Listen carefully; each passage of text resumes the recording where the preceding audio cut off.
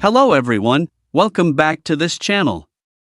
In this video, I will show you the easy and clear steps on how to turn off auction start haptic feedback on Whatnot application. So how to turn off auction start haptic feedback on Whatnot application. Make sure you keep watching this video until the end.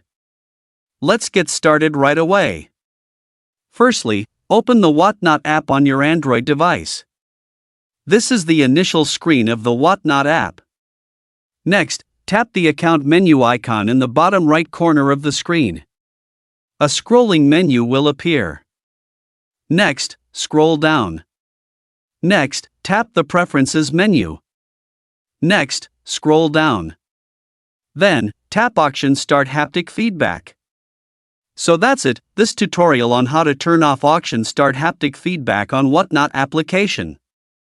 Thank you for watching. I hope this video was helpful. See you in the next video.